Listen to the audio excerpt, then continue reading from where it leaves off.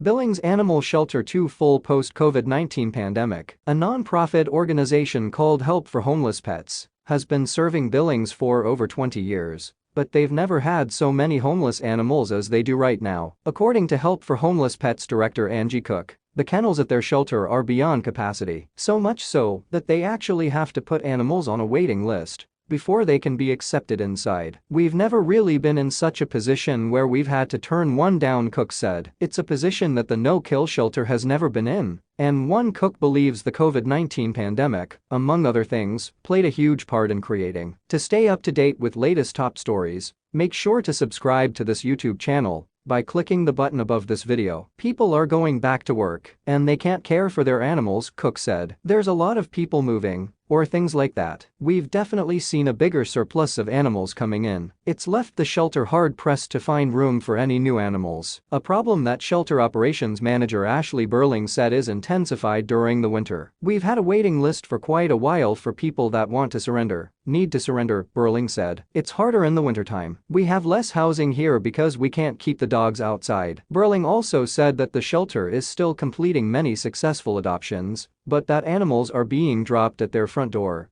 leaving them no option but to bring them inside. Drop-offs include tying them to the front door before we open, shoving kittens through the door before hours, leaving them out in boxes, Billings said. The nonprofit is now trying to fundraise so that they can improve the kennels and allow more animals inside. "It's a big change that the owners said is long overdue. The dog kennels we use are well over 20 years old," Billings said. "A lot of them we have to patch them and repatch them, but you can only patch them so much. It's definitely time for the safety and well-being of the dogs, and at the end of the day, their primary focus is on keeping the animals comfortable at their shelter for what they hope is always a short stay." People ask a lot if it's sad or hard working at a shelter, and I'd say it's just the opposite, because we get to see them all go home, Billings said.